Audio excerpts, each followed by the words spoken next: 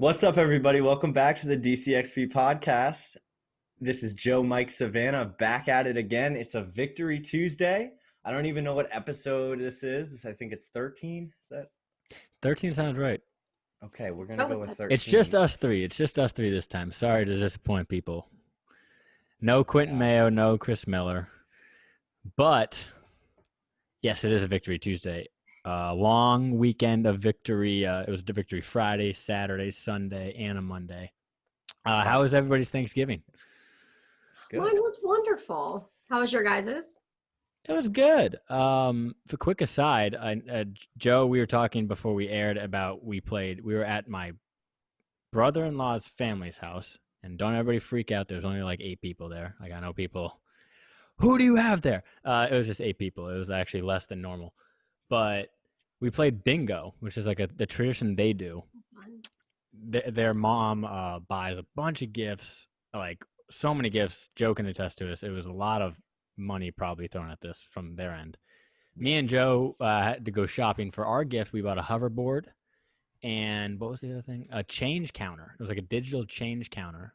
So you like drop change in, it just tells you how much money's in the jar. It's like or a piggy bank, but it tells you how much money. It's pretty cool. Nice.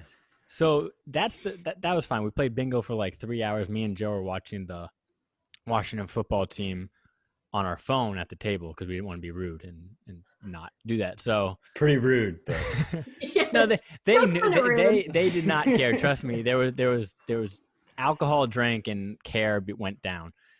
So that wasn't the thing that was crazy about it. What they do also as a tradition was they have a food fight. What? Yeah, they have a food fight, which we were warned of, so we didn't come in off guard. Now, my sister's been at their Thanksgiving a couple times in the about 5 years of them dating, or 4 years, I guess, 4.5, and now they're married. But she wasn't warned the first time, and like what they use as the ammo, if you will, is peas.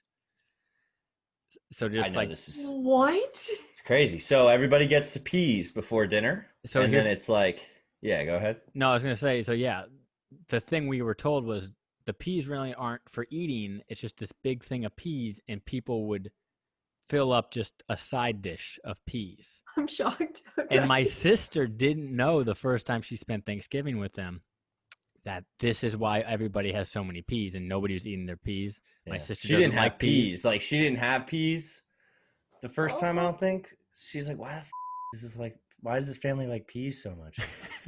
But So then somebody just starts it. Somebody kind of just like tosses one. Is it like in the middle of dinner or like No, once everyone's they done? now here's the thing. Well, for us, they probably maybe waited a little longer because like we actually ate. But I don't know with just their family if they just don't care. But we all had at least one plate already, and people were on seconds. And then all of a sudden, I was looking down, and I just see across the table my brother-in-law. I see like a flick, and he threw it at my mom, she was opposite. And I look up, and I see another thing. I'm like, oh no, it's starting. And then just people. 3 straight minutes of just warfare. Just That's like the Shocking. coolest Yeah. thing I've ever heard, but also the weirdest thing I've ever it's heard. Yeah. so strange. I was gonna but open it. I was gonna open up to questions for Savannah because I know this sounds Yeah, so go weird. ahead. Thank you. Go ahead. One, how did this start? Did we have a backstory at all? I don't know the backstory. I don't know if Joe knows the backstory. I don't know personally. I think Neither they've you just prepared always for questions. they've just always done it. Yeah, no, they've just always done it. So that's Who what it was. cleans Just up 3 the minutes. keys? We all kind of did. That was nice of you guys. I was like, is there like, do they have like a super vacuum? Is that why they do this? And it's like super quick? No, like I still have peas in my clothes. From I that had day, peas like, in go the down my crease. shirt. I had one in my pocket somehow. What the- Was my there shoes. a dog? Like, was No. a dog there to help out at all? We Nope. brought Brody over later that day. Later No, that Brody day. was not yeah. there for the food fight. No, he would have probably been so confused. Gotcha. I think I'm gonna implement that at my family's Thanksgiving, but not tell anyone and just Yeah, no, throw just shit. See what happens. Savannah brought the peas this year. You Yeah. know, you Well, guys did this to yeah, my podcast. That's on you. Okay. So You listened to Savannah, episode 13 last year. You would have known, but guess what? I know who's faking this family now. It's Yeah. none of you know. Listen. well, can we start off because that's funny you said that Can we start off with what Daryl Bevel, the interim head coach of the Lions, did? Have we seen this? I didn't see this until I listened to Grant and Danny today. I saw this today. I heard about it from Grant and Danny because Grant was setting it up on a segment and he's like, oh, coach stepped in it and it wasn't even about football. I'm like, what is he talking about? I thought he was talking about the Chargers head coach who said he didn't know why he didn't use a timeout, which sounded awful. I don't know why you'd admit that. But he was talking about, so when he found out he was going to be the interim head coach, he said his 2 daughters were about to get proposed to, but he said it weird, and the reporter followed up by asking, so what you're saying when you heard this news that your daughters also got asked, both of them, like the same weekend, like for their hands in marriage? And he's like, well, just I want to clarify, they asked for my permission. They haven't been asked yet. And I'm like, and he's like, well, now they know it's coming because this is a public press conference. Yeah. But isn't that a thing though? Like half the time it's like, yeah, maybe the girl doesn't know that you asked her dad, but it's coming. Like they've had the conversation. I think it's like old school used to be the girl would be straight up surprised. Now it's like girls. They were going on about that for like 20 minutes though. It's like, all right, it's kind of crazy, but it's like it's not that crazy. No. The point was that they don't know. Like I don't know. It probably spilled the beans a little bit. Yeah, 100%. You know what? If the beans are going to be spilled, I would love it in a big press conference where everyone's now talking about me getting proposed to. Also revealing how his daughter, who plays at BYU in softball, got hit in the eye and she was like in the emergency room. Like he just revealed some details that I don't think because he's never been a head coach before. He's never been a head coach before, so he probably doesn't know he shouldn't be that casual with the media. He'll learn. We know about casual coaches. Shout out Jay Gruden. Yeah. Still miss wouldn't last here. Okay, well, so after that, Darren, I want to say Darren Ravel, but I know it's Daryl Bevel. It's not the same person at all. Anyway, so we talked about the victory Tuesday we are in because the Washington football team won 41-16 over Dallas. So it wasn't quite the RG3 Thanksgiving, but it was kind of close. It was pretty good. It made us happy for sure. Also, I might add, they won 25-3 the first game. And so it was what's 41 minus 16? 25? 25? Okay, yeah. That jammy math right there. So yeah, a combined 23 plus 25, 47-point margin of victory over Dallas in a sweep. I don't care if they miss the playoffs or anything. That's just good enough for me. That's like old school, like hating Dallas and being. See, this is where we do not agree. Like you don't care if we miss the playoffs, but you care if we. Well, here's the thing. There's Dallas. Context. There's context. It's a terrible division, and if you win it's like it would be cool to make the playoffs. Yeah, I do want them to win. I'm kind of holding out until the end. But if they didn't, it's like we were terrible anyway. It's not like we were in contention from the start. Well, and fans are pretty 50-50 on it too. I forget who it was, but one of the beat reporters for the Washington football team posted like a poll of would you rather see the Washington football team lose out the rest of the season and get a better draft pick, or would you rather see them win the division? And it literally was 50-50. So I guess you guys are both right on what people want. I don't know. No, I'm right. I'm right. No, this is if you would have voted in the poll, it would have been 51-49. We'd have a clear answer. Yeah. Just were you that poll. Who made that poll? Was it somebody on the radio, right? Somebody did. Yeah, it was a very, very, very tight poll. Mm-hmm. But yeah, and a lot of things in that game were fun. To speak of that, Logan Thomas completed, I think, the longest pass of the day to Terry McLaurin. So that's wild. And then they ran the annexation of Puerto Rico, which is in a movie that I seen once, and I don't remember it at all. Was Little Giants? I think that was it.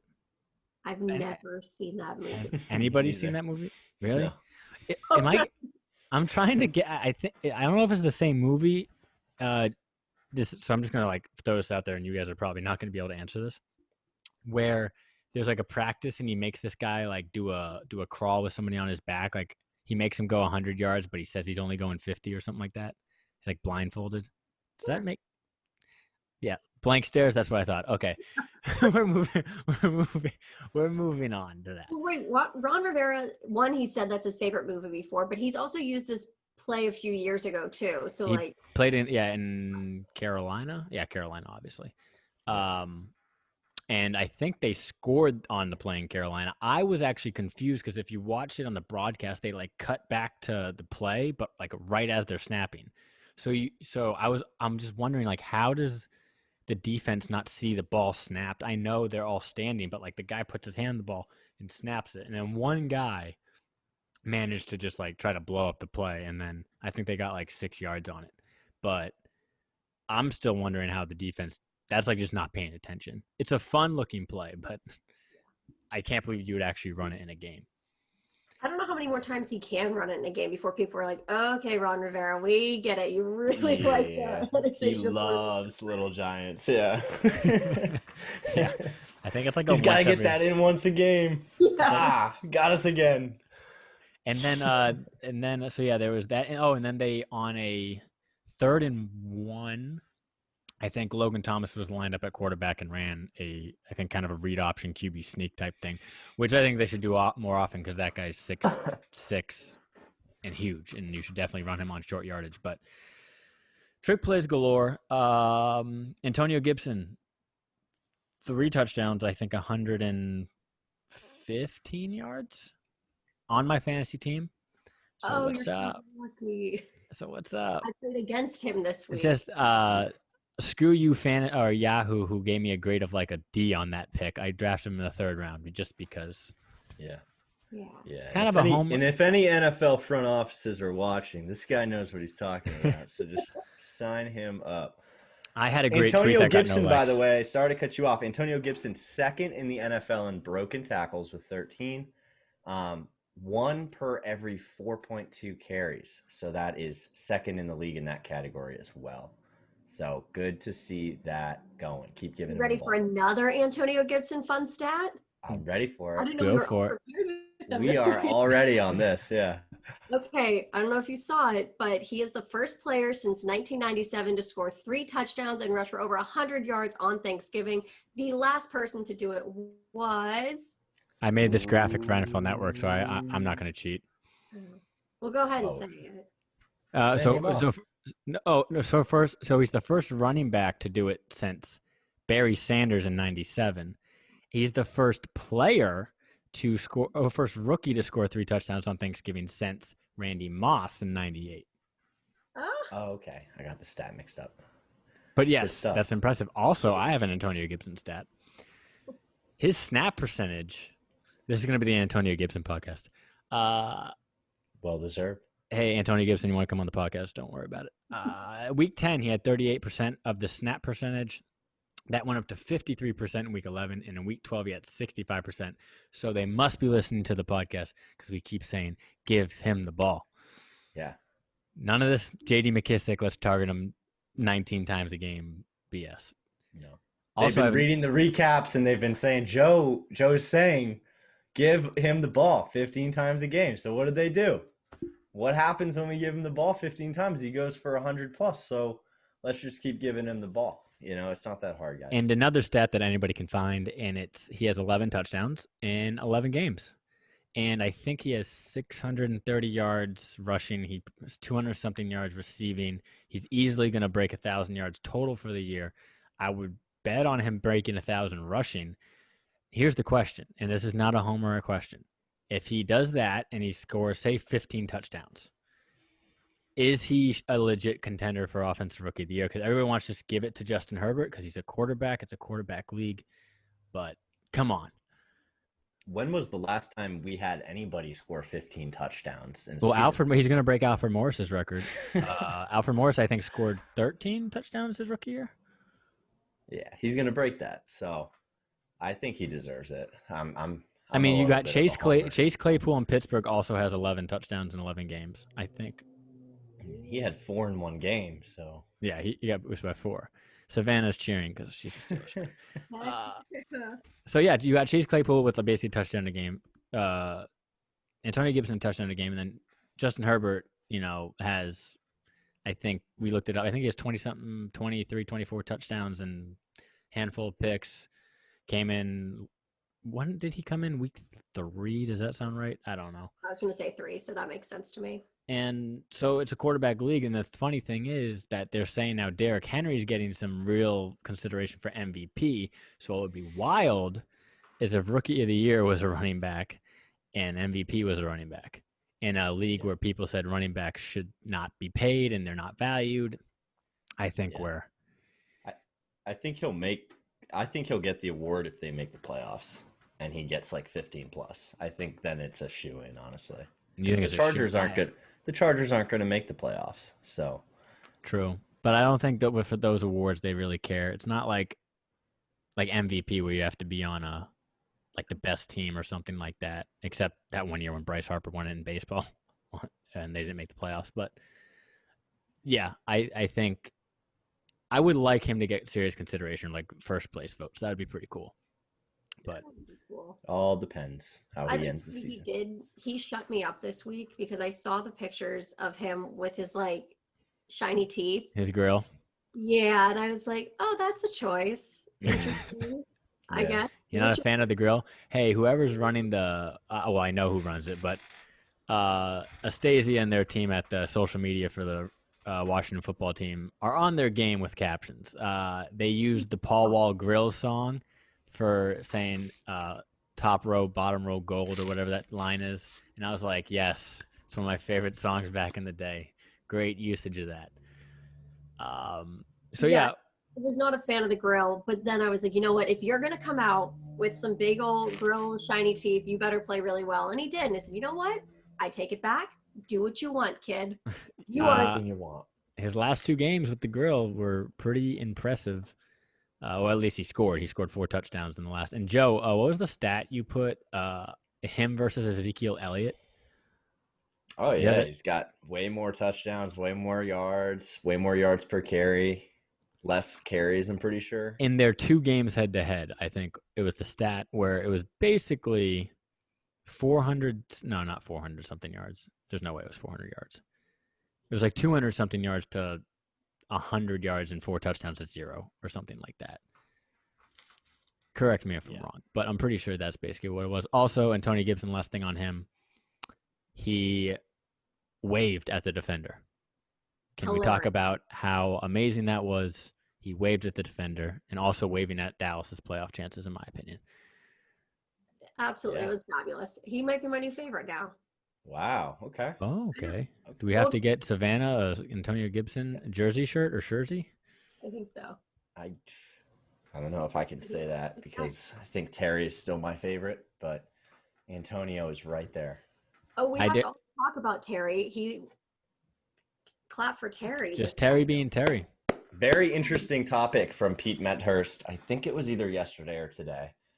He was talking about, is Terry McLaurin ascending into the beloved hearts of Redskins fans / Washington fans, where it's Chris Cooley, Santana Moss, Clinton Portis, Sean Taylor. Where does Terry McLaurin stack up in that group? He's right there. I think his first year was great, even though he had to go. He's what was that stat? 6 technically. He's gotten passes from 6 different people, including Logan Thomas. I'm just going to include him for the sake of the stat. 5 different quarterbacks, though. Like, that's ridiculous. And he's still putting up. He's 4th in the league in receiving, which, by the way, will kind of, if we go into national news, Tyreek Hill was on pace for like 600 yards in that game on Sunday, and then Travis Kelce's 3rd in the league in receiving, then DK Metcalf went off last night, so now he's in the league. But Terry McLaurin's 4th. He doesn't have Patrick Mahomes, and he does not have Russell Wilson. So that makes it more impressive. His touchdown numbers aren't going to be there just because he'll get a lot of targets, but it's hard to score when you're the only weapon. But, and then this year, being named a captain, having that speech, I think the speech put him over the top, and then being a captain put him over the top. And then let's talk about his rundown. He chased down, and I saw that happen. And when it happened, I was just like, that definitely saved points. And then the first play was a blow up, 3 points, and immediately I was like, oh, we're winning this game. I didn't sell that to Joe. In my head, I was Huge like, momentum shift. we're winning this game just because that was a huge momentum shift. Mike was calling bingo while he was thinking that. Here's the But thing. the I other never thing, can we talk about it? We were talking about that we played bingo. I never had to call bingo because I never Mike was won. getting roasted. Mike was getting roasted. They kept asking him, I do you need another card, Mike? Because he couldn't win bingo for the first hour and a half we were playing. I was sitting next to him. I had like $1,000 worth of gifts. I felt like Caesar's Palace or something. Okay, but I don't want to go too much honestly, aside. But I kept telling Mrs. Cordes kept asking me, do you want a new card? It's like, because that one sucks. And I just go, no, trust me, I am going to start winning. And of course, what happened second half of bingo, I just raked in the prizes, but I would always get the second prize on the table, so I wouldn't get the first prize, which means I never had to actually call the next game. So I was in contention every game. And it's crazy because Mike forced the Redskins to win because while he was winning Washington football team. Sorry. The more he was winning his bingo rounds, the more Washington was getting momentum. They were getting turnovers. They were chasing down people. They were scoring touchdowns. So thank you, Mike. Correlation. Yeah. Thank you. Yeah, it's an exact correlation. Yeah, but it was kind of confusing though when we were going and people would make like grunt noises when they were like one thing away from getting bingo. Like, but I'd be 29 like, I. It's like, I was like, and I was like, oh, you didn't get it? Oh, no, Amari Cooper just scored a touchdown. Sorry. Amari Cooper just left Darby in tracks.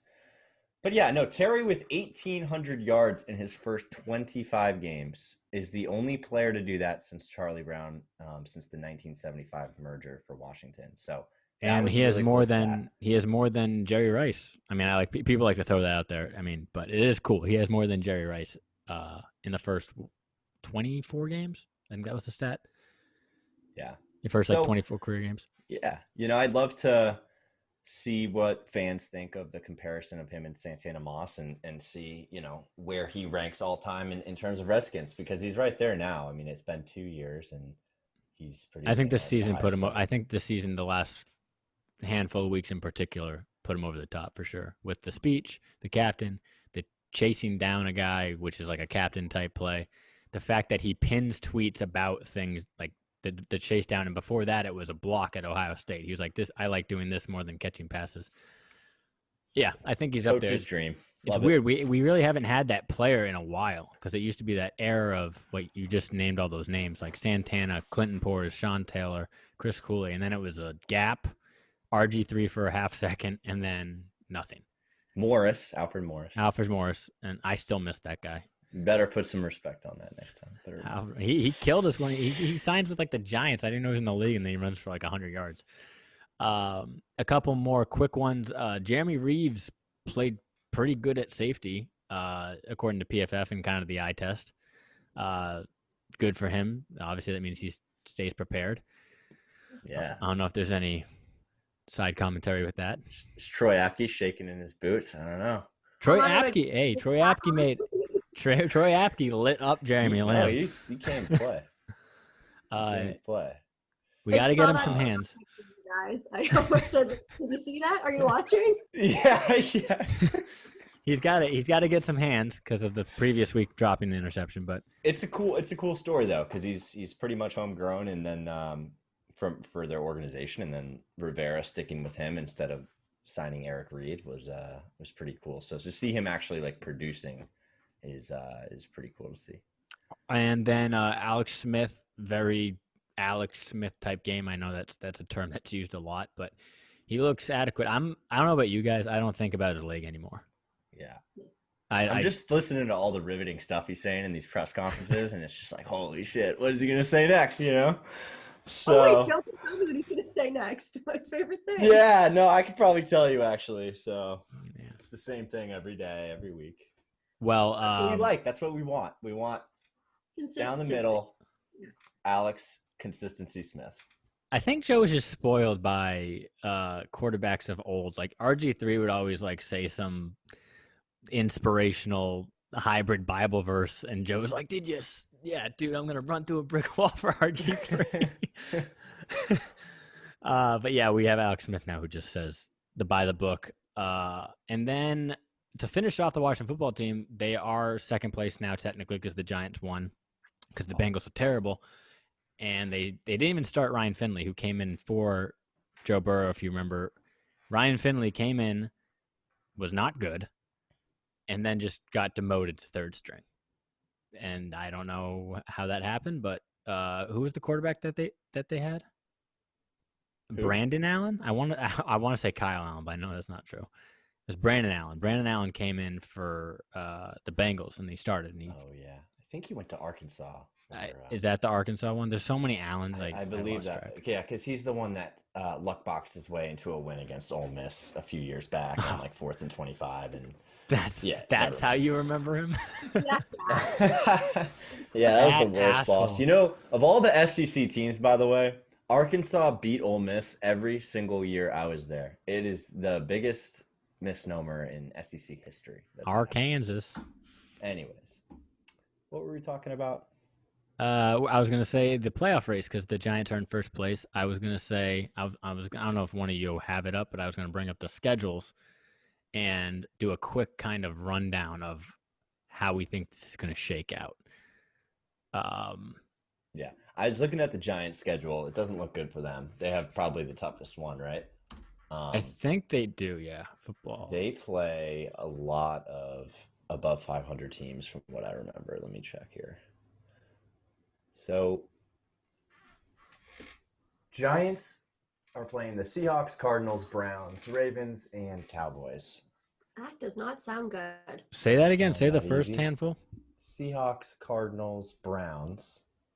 Right there doesn't sound That's at least 2 losses. The Browns are very fluky, so I think they could crap the bed on that one. The Ravens and the Cowboys. So they could probably beat the Cowboys, but I have a hard time believing the Ravens are going to lose when, division's on the line. Sorry, Savannah, but you're a Steelers fan. Well, I'll just go with the Washington schedule just real quick. So they play the Steelers. We can almost guarantee that's a loss. We can probably just put that in the books now. Yeah, don't even think about it. Yeah, I mean, the thing is, though, they do get 10 days of rest now, and the Steelers now have a short week, which I've never bought that as, like, an advantage. Like, people always say, they hype it up and be like, you got to beat them, you have 10 days rest. I'm like, I don't really play because we've never, ever won with that advantage. Also, now the Washington football teams, I thought we were going to get away with no primetime games, technically speaking.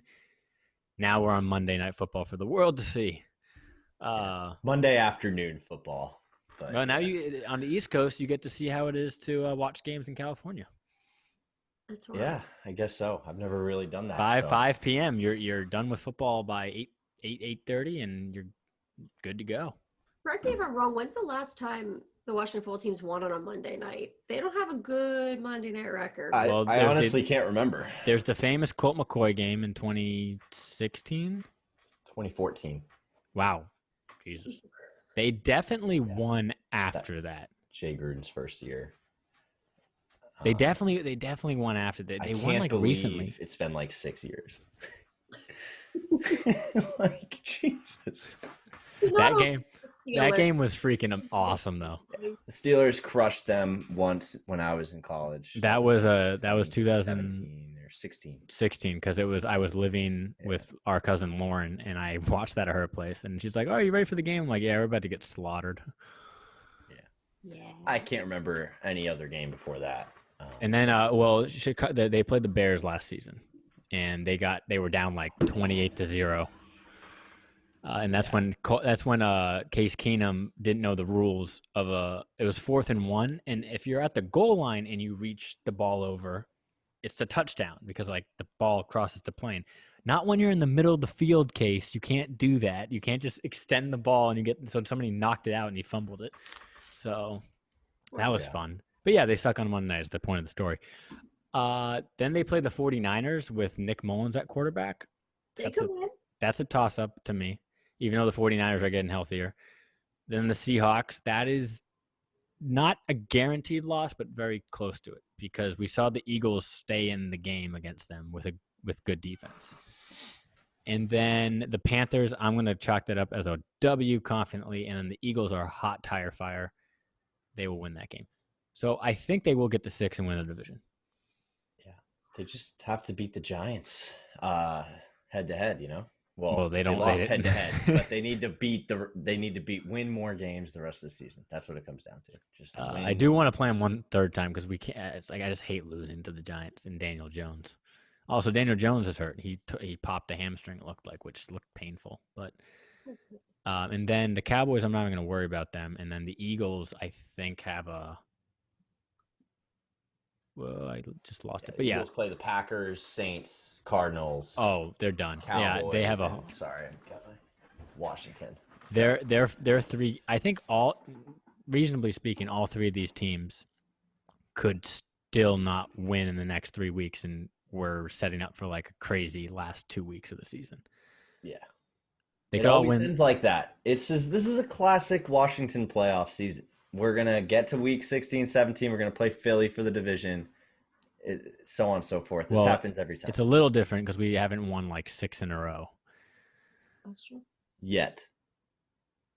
Yeah.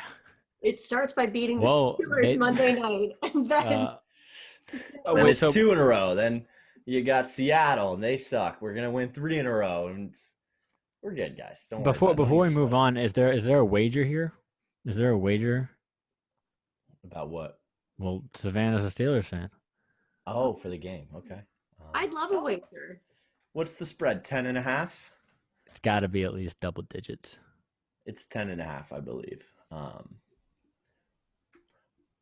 not shaving my head. Yeah, I was like, shave your head. I'll put if they outright. I'll put five Monopoly dollars on it, Savannah, if you want. 5 Monopoly dollars. I can't physically bet money. So. Yeah. Mike, that's why I said Monopoly. But yeah, you're not fooling anybody. Yeah, now I am not. All right, we're not gonna do it, but maybe. One beer that I will either buy both of you a beer or you both owe me a beer. Okay. Is this shot? Is this just straight up, or is it like Washington covers the spread? We'll do covers the spread because I'm a little more confident that the Steelers are going to win. So. Well, okay. That's a good segue into. That was our brief preview, by the way, of the Steelers game. I can't even preview it without thinking we're just going to lose. Optimistic. I think that the Steelers have a very good defense, and the Washington offense is very. Steelers are going to win great. 31-24, and Washington's going to cover the spread. 31-24. Okay. I don't think 31-23, and they're going to cover the spread. I can see. I think 30-17. Point and a half. 30-17. 24-3. Woof. Yikes. That's actually reasonable. Sadly enough. But that's a good segue into talking about a spread. Because did you see the person who bet $500,000 on the Eagles or the Seahawks to cover 6.5 spread? It was like a live bet during the game. He put $500,000 on the Eagles to cover 6.5 points, or no, the Seahawks to cover 6.5 points. He got backdoored. Wow. And they threw a Hail Mary, and the guy converted. But that wasn't what lost it. Then they went for 2, and then they converted. And, yeah, that guy lost $500,000. I almost just threw up right now thinking about that. Can you imagine losing $500,000? No, worse. Could you imagine having $500,000 to throw around? And you're like, you know what I want to spend my money on? Yeah. Sports betting. God, Well, how half the people get rich, they just YOLO one thing and just fucking works out. That guy didn't work out. You want to talk about having that much money to blow? I was on a Instagram Reels type of wormhole, and it was an old Shaq interview, not too old, but he was talking about before the draft. He already had an endorsement deal for $1 million. And he was like, "Yeah, I didn't really know about the whole taxes and FICA thing, so I really only had like $600,000." And he goes, "Well, the first thing I did was bought a $150,000 Mercedes, and then I got home, and my dad was like, 'What about one from me?' And he's like, 'You know what? You're right. You made me who I am.' Drove back to the dealership, told him I want the same one for my dad. So that's $300,000, and then he bought another one for his mom." And he said, and then he bought some other stuff, and then he had his financial advisor goes like, "Do you know how to read a bank statement?" And he's like, "Yeah, I learned that at college." And he's like, "Yeah, well, look at this." And he's like, "I'm 80,000 in the hole." And he's like, I know you have more money coming in because you're about to be drafted like high, and you're gonna have millions of dollars coming in, but let's ease up on the spending. Yeah. Jeez, it's like Entourage or something. By the way, that's another aside. We should have a podcast on that. If you track all the times like they were like they don't have the money and like they don't have the money to pay for the house, it's just how does he just keep getting money? He's like, I think somebody tracked his like career and be like, there's no way Vincent Chase was able to afford any of this. And that's my issue with that show. But yeah, so some other housekeeping news. Wizards training camp kicks off. If you haven't listened to our podcast with Chris Miller, you should definitely do that. It's evergreen, so you can listen to it. It's before the season as much as you want. You can find us on YouTube. I wish I could tell you an easy URL, but we don't have enough subscribers to make a custom URL. So we need, I think, 40 more subscribers to be able to do that. Subscribe is what we're saying. Subscribe, yeah. I'll push that as many times as we have to put this on YouTube. So that, so yeah, we had Chris Miller on. That was a great podcast. And then there's not really anything else. I don't know if you have any Wizards nuggets you guys wanted to drop. Nothing crazy. Just looking forward to getting camp going. I do have a couple notes with that. Scott Brooks had media availability today. I think they're sparsing them in throughout the week, like 2 or 3 players a day. So I think Scott Brooks went today. He said that Thomas Bryant earned the right to be the 5. Rui earned the right to be the 4. Competition wide open at the 3, which we talked about with Chris. And obviously John and Brad are the backcourt for now. I just saw a report that the Heat are going to target Bradley Beal, but that's been a rumor forever. So we're not really worried yet. And then let's go to the Nationals real quick. Michael A. Taylor has signed with the Royals. I miss him already. I miss him. End of an era. Talk about one of the nicest guys. Yeah. Every mom's favorite player. Also clutch playoff performer. Also that, just like all around good guy. Do we have a favorite Michael A. Taylor memory, whether it be a play or Savannah? I know you had more up close access with the team. I don't know if you have any. I just like want to shout him out because he always was not the nicest. He's up there in my top 3 of nicest people that every time I'd like look lost in the clubhouse, like, oh, I need someone to give me a quote on this. He's like, come here. What do you want to talk about? I'm like, this has nothing to do with you, but yeah. Like, yeah, I can give you a quote of my favorite Major League movie quote. I'm like, okay, thank you. He's like, I've never seen the movie, but like I got the gist of it for you. I'm like, wow, all around good guy. Yeah, absolutely. I mean, he had special talent to look like he's 18 for like 15 years. So that guy really does not good age. Job by him. That guy's gonna be 70 looking like that. Yeah, his skin just looks perfect. Just fantastic. Stays young.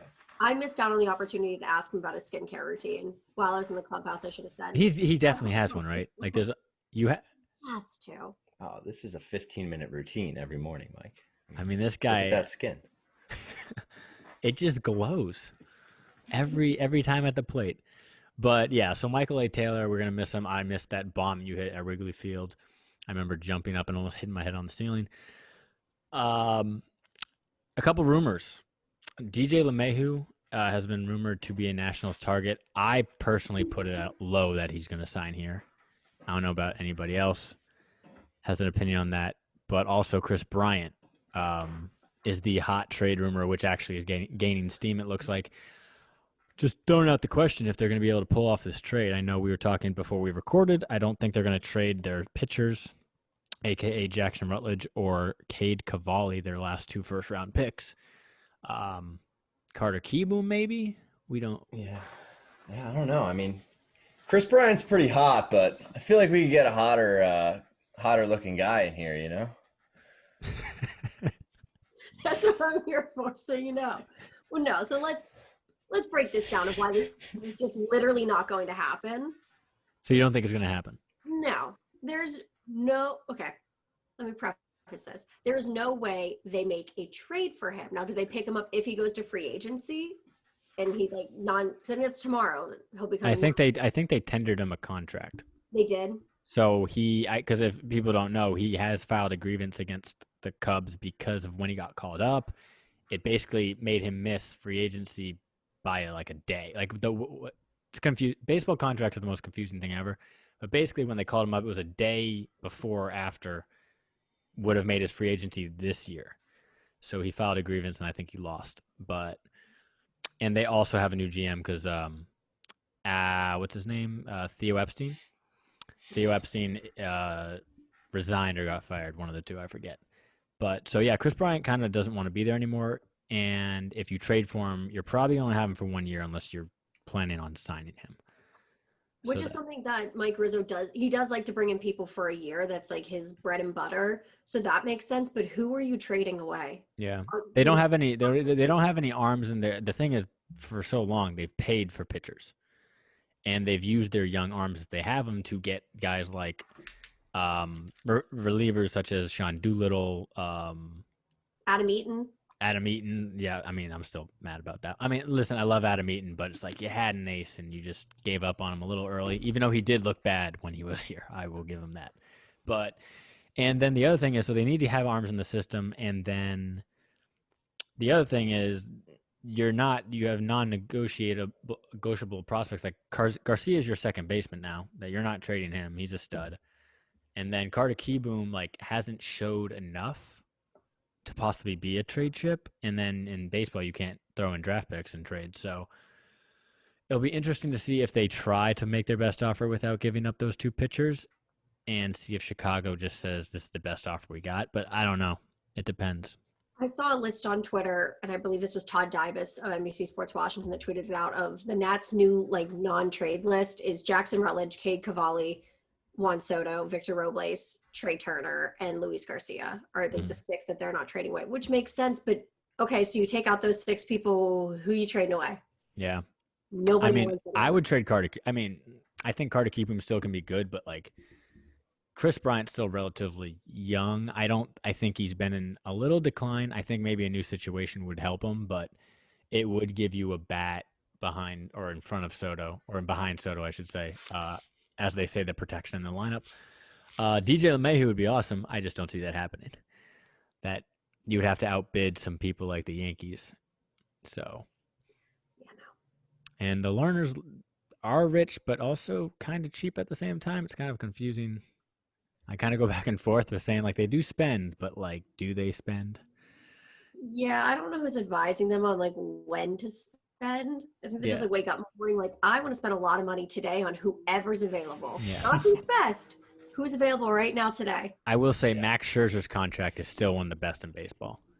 The way they structured that, because he has deferred money. So he's only like $15 million a year for now, and then it's like they pay him $15 million like 7 years after that or something like that. But yeah, and that's news. Unless you had something else to say on that. No. I was going to say, do we have any? I was going to ask you if we have any other Nats news that I'm forgetting. They picked up Joe Ross again for 1 year. Yep, and then like one. I think they settled at $1.5 million. And that's pretty cheap. Is he starting? I would assume he's not. I think he's in rotational plans, but they always know they have him as a reliever if need be. Especially because Anibal Sanchez isn't coming back, so you right now only have 3. So I'd assume he can be 4. And then Howie Kendrick is probably testing free agency. It seems like he's, it kind of sucks how. It just sucks that team didn't get that. It's not fair. That season after, and it kind of sucks. But hey, we got to live with it. And then the other thing, I'll take a ring. And then I was going to say nothing really. I don't know if we mentioned this on the last podcast, but the Capitals came out with their reverse retro jerseys, which are officially the 97 jerseys, the white Screaming Eagle, but just reverse everything, so it's now red, white, and blue. Pretty sweet. I'm definitely getting one. I don't know who yet, so any suggestions would be. And then, hockey apparently is going to start in January. I think they are settling on that. Now, I was thinking of like, when is hockey starting? I know NBA has it. NFL's doing their thing. MLB looks like they don't have to worry about it for now. Hockey was just like, yeah, we're just going to wait to tell anybody. Okay, so some national sports things. NFL shenanigans schedules. We already talked about that. The game for the Ravens has been moved so many times. But now it's officially at 3:40 on a Wednesday, a.k.a. tomorrow. We're recording this on Tuesday. because of the Christmas tree lighting. You saw that, right? Am I breaking news here? I think so. Yeah. They have to put it. The time they picked is because NBC's like, nah, we have to like televise the Christmas tree at the Rockefeller. Oh, Well, that okay. is big. So Also, trivia: do you know the last time an NFL game was played on a Wednesday? The 40s. It was 2012.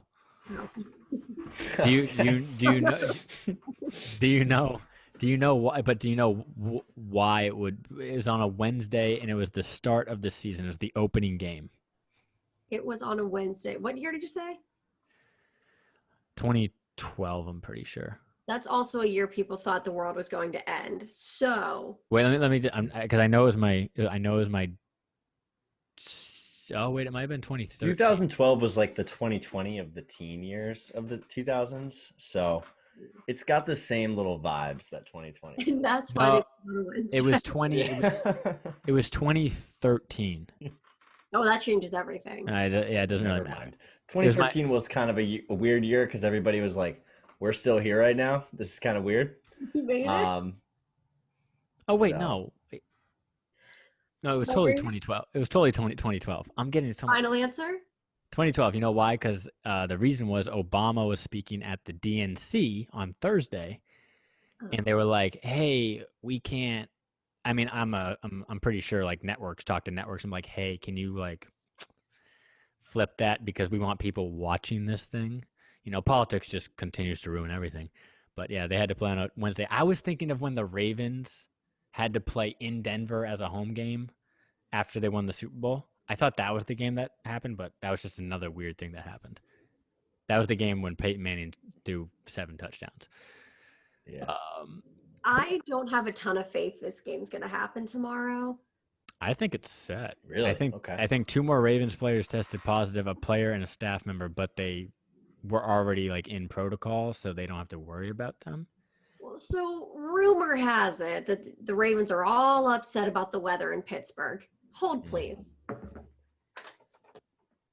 It is still actively snowing in the city of Pittsburgh. Wow. We have at least 5 inches on the ground right now, and it's like actively snowing. And for a city that gets snow every single year, we have not figured out how to deal with snow. So I don't have a ton Interesting. of faith. I thought It's because 5 like inches there, huh? Yeah, it's a So winter Pitt- wonderland. so Pittsburgh's not like Buffalo. I feel like Buffalo, they're like pros with snow. Like it like No, we are horrible. It's like every time it snows, people like go out and get bread, eggs, water. The whole city shut down. Don't drive. Don't do anything. that Yeah. shocks me. It- I would and think it's a Pittsburgh shock is every year. I would think Pittsburgh is on top of their stuff. No, I used to get so much time off of school every single year because no one knew how to deal with snow yet. Wow. I mean, that's that's like op- us. No, We that's got- opposite of us. No, we got off for like rain, Mike. No. That's what I'm saying. Like one they- day it was like raining and we got off. I was like, oh my God. It was one of those No. years where it's like, oh, anything's outside.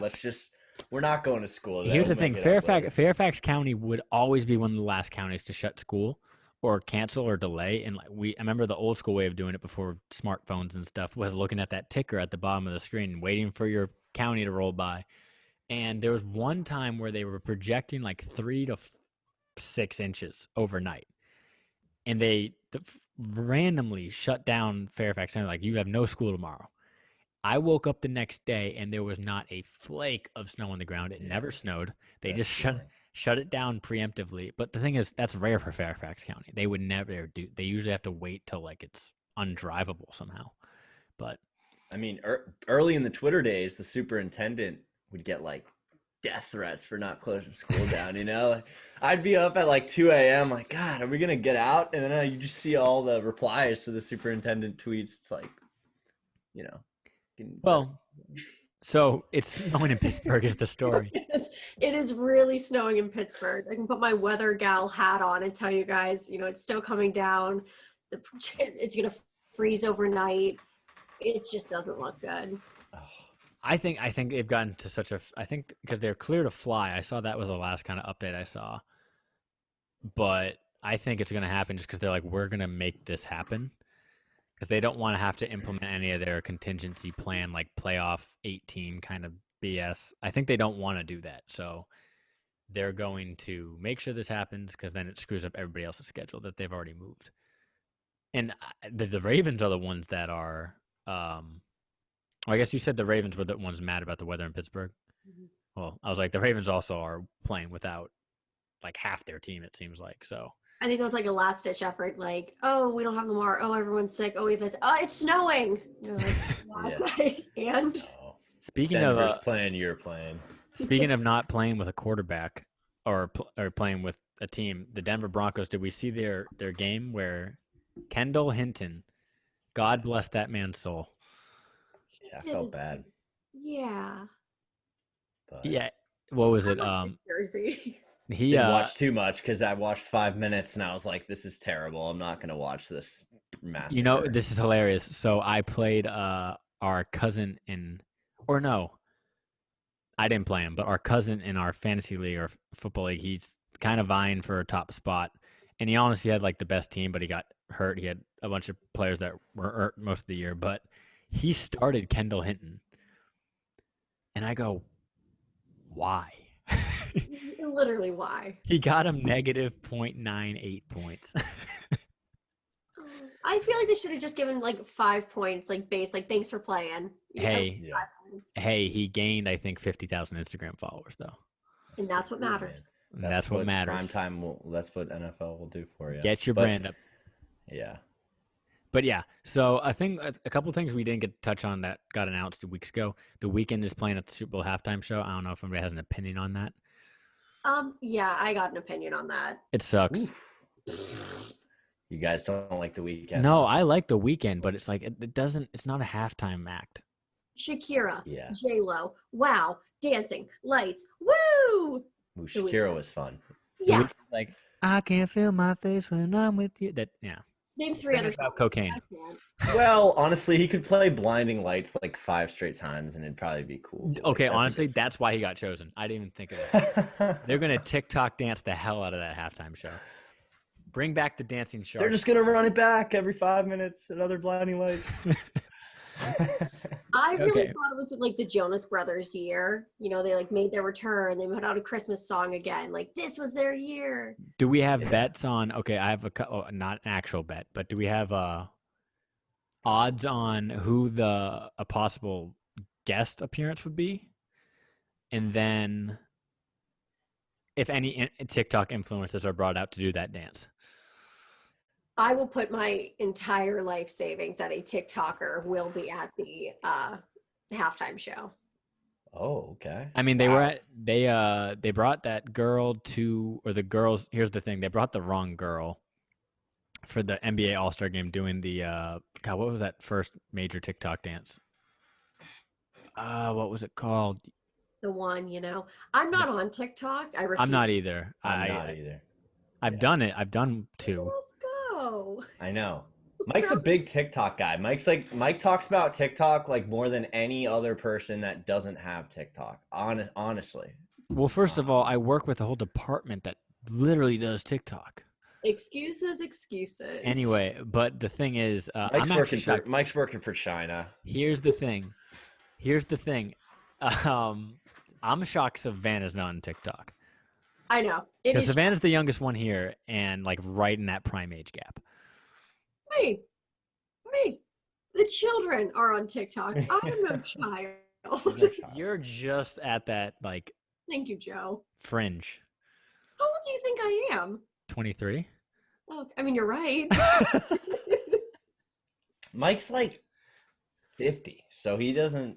Yeah, Mike's one of those kids that now I Old look jokes at don't, everyone that's younger old than jokes don't phase me. me. He's like, oh, those kids. I might as well be 16 to him. And we're all the same. One of us has actually done a TikTok. Yeah, and it wasn't me, the youngin of the pod, Wasn't me either.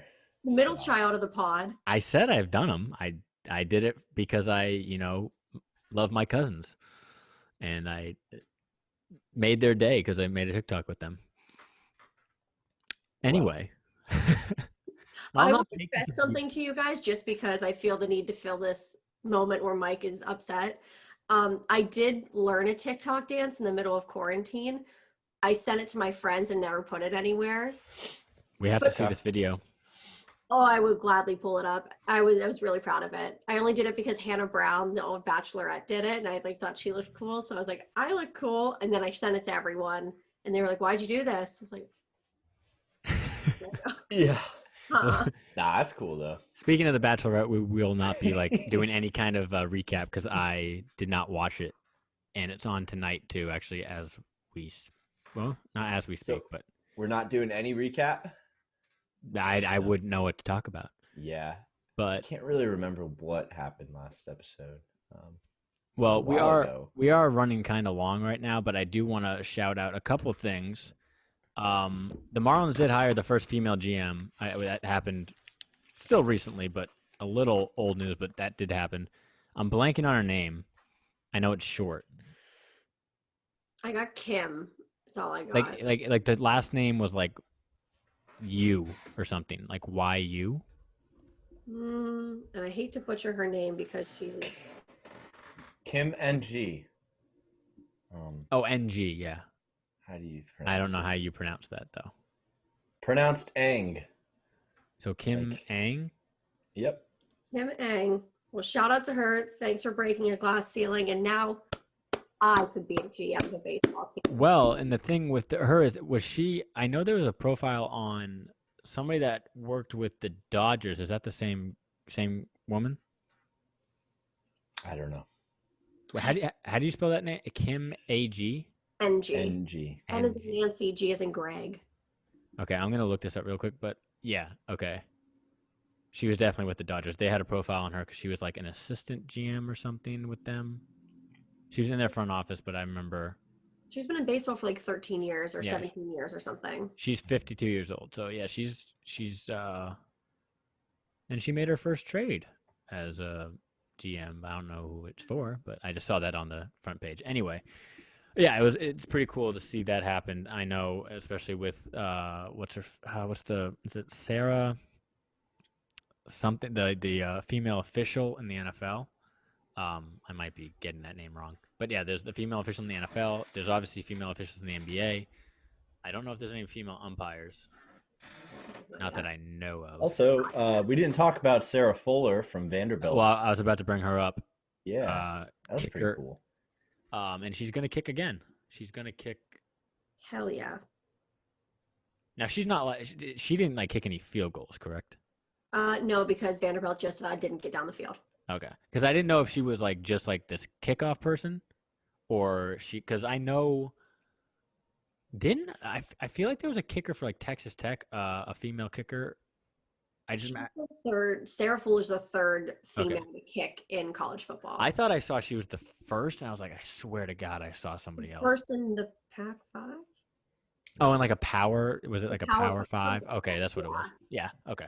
So yeah, definitely cool. And then there was one other story. While you're looking that up, did you guys see Sarah Fuller gave a halftime speech? No, I didn't see that. Was it like recorded? She gave a halftime speech that basically was like, I know that I'm new here, but is there a particular reason no one's cheering on the sidelines? Like whenever we went to for soccer, we like cheer each other on no matter what's happening. We are running down the sideline with the team. We are all engaged. And that's why we win. And you guys are literally standing here pretending there's no football game going on. That's not how a team plays. That's not how you support your teammates. And I guess coaches came up to her after, like, we've been trying to say that for weeks. Like, thank you for coming in and saying that. Wow. That's awesome.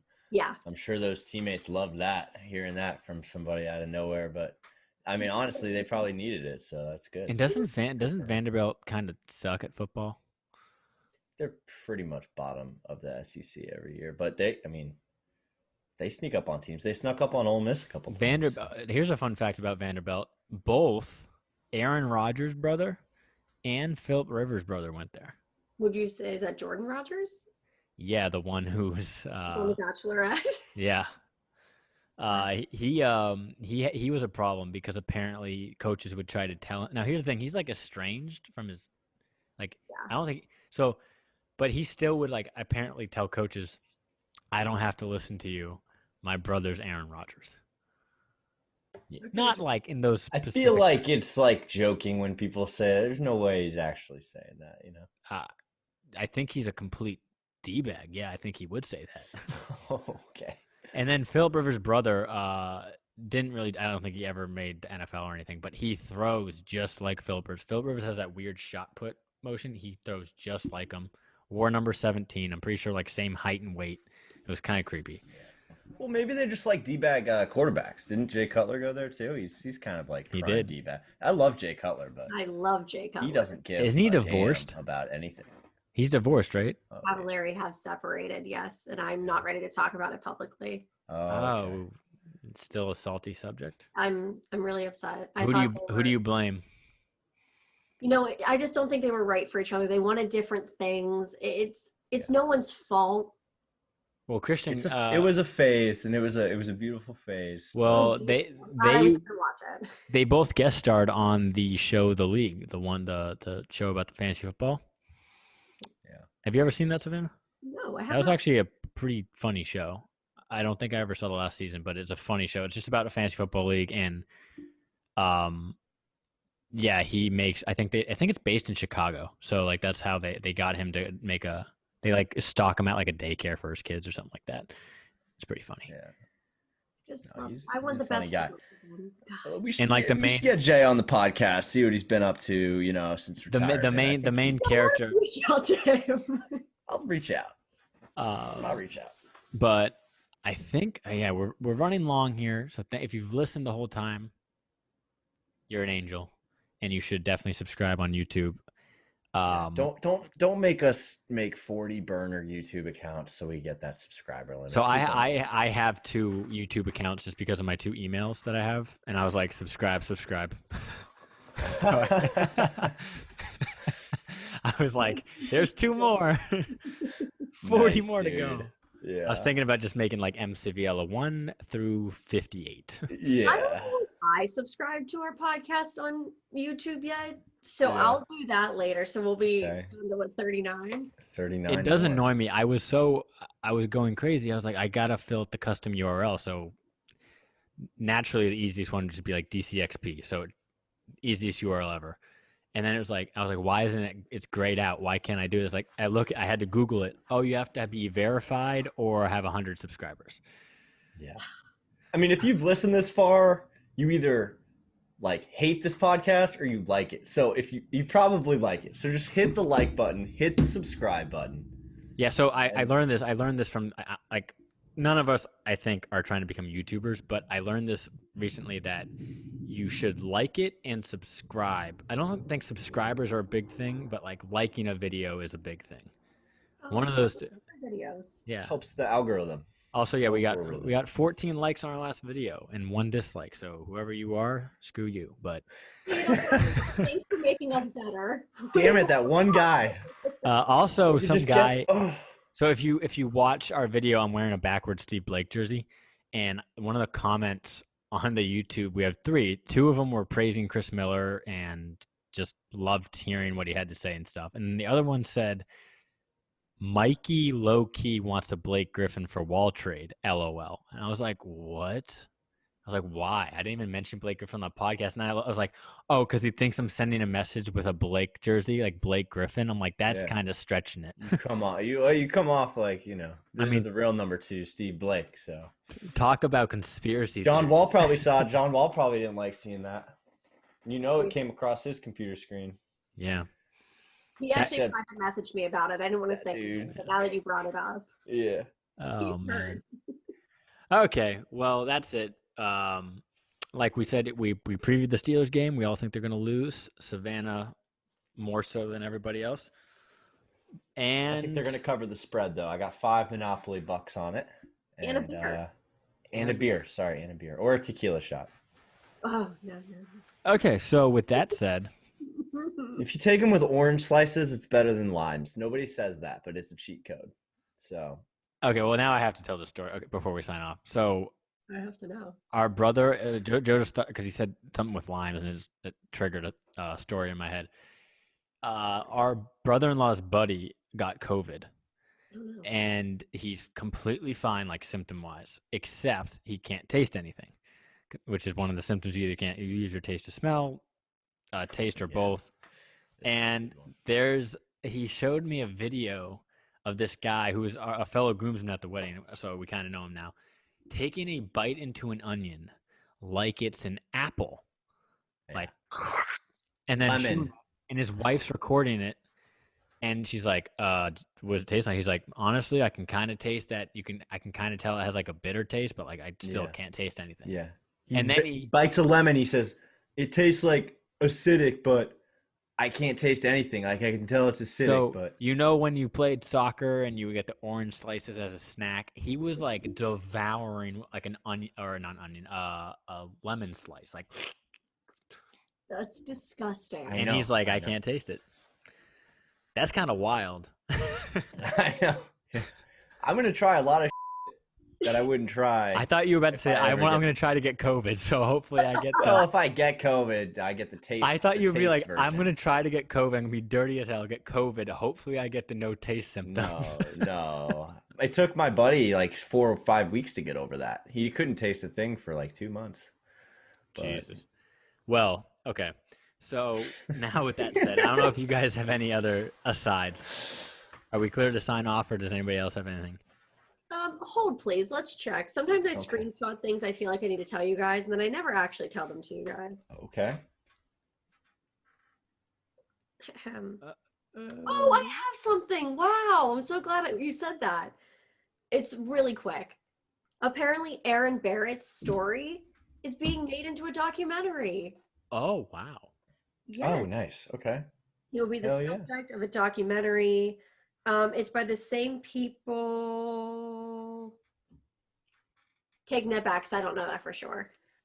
But well, it's gonna be good. No, I was gonna say that video of him finding out he was getting called up. If you didn't get goosebumps or like almost cry, you're not human. God, he's such a good guy. He is. You know who else is a good guy? John Wall.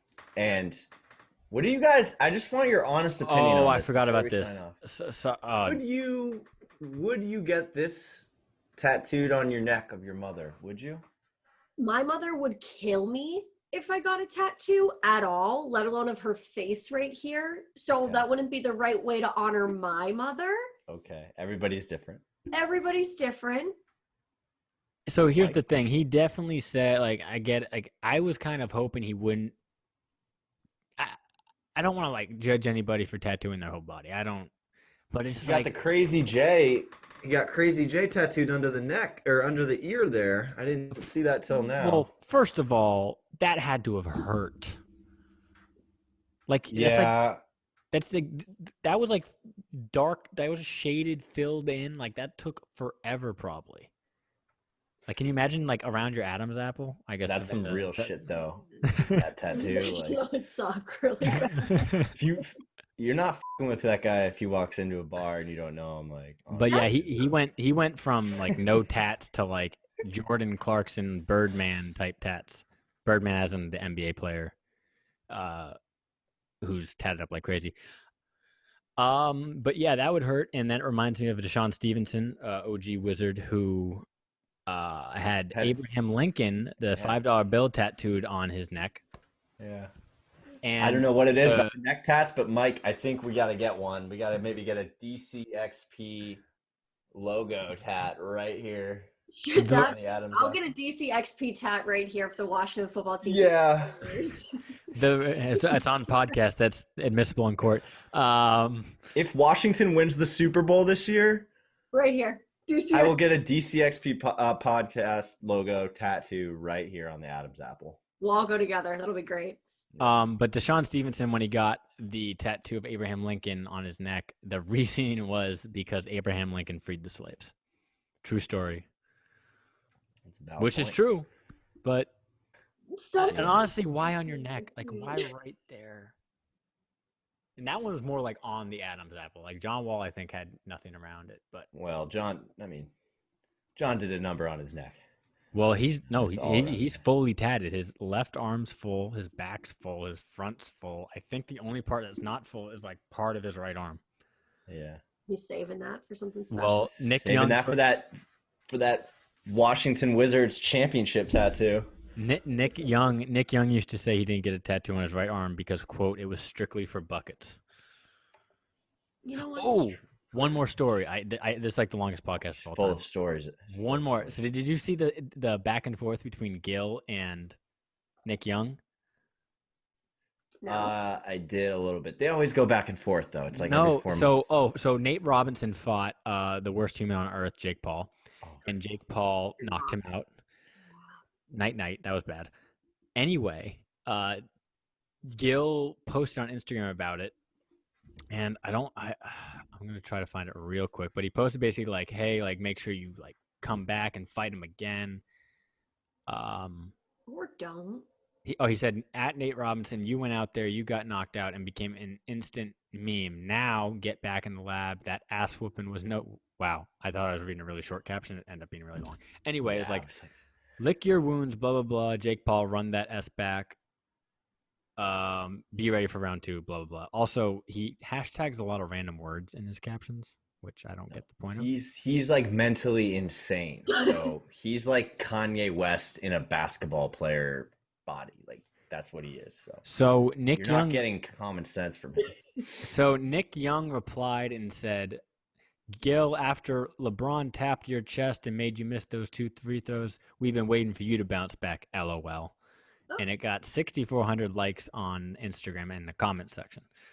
So Gilbert then replied, Swaggy P, how about I bounce back and give you these hands? Everyone thinks you soft anyway after I tossed Lil Swaggy, his son, his bike across the field and you just stood there, hashtag soft AA, a bunch of emojis. Does that P in Swaggy stand for? And you can fill in the blank.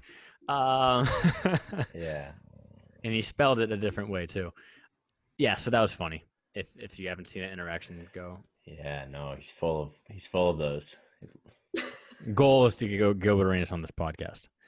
And I actually have a weird connection to possibly make that happen, but I will probably not use it because it's just a... That'll be for our 100th subscriber. We'll get Gilbert Arena on this podcast. You guys want him on the podcast? If you guys want him on the podcast, Yeah. get to 100 subscribers. If you listen this far and hear this, if you want him on the podcast, subscribe to the podcast and make us get And then once we get 100, 100% it's happening. Yeah. On my life, I will make sure Gilbert Arenas is on this podcast. On my neck tat. Yeah, on my DCXP. Yeah, we got Gilbert Arenas on the podcast, but we lost Joe in the process, so it's now just a 2-person show. All right, okay, now we're seriously signing off. At DC Sports XP on Twitter and Instagram, on the DC Sports Experience on iTunes and Spotify, and just try to find us on YouTube. I can't give you a URL because YouTube's stupid. Anyway, for Savannah, Mike, and Joe, this is the DCXP. We will see you guys next week. Bye.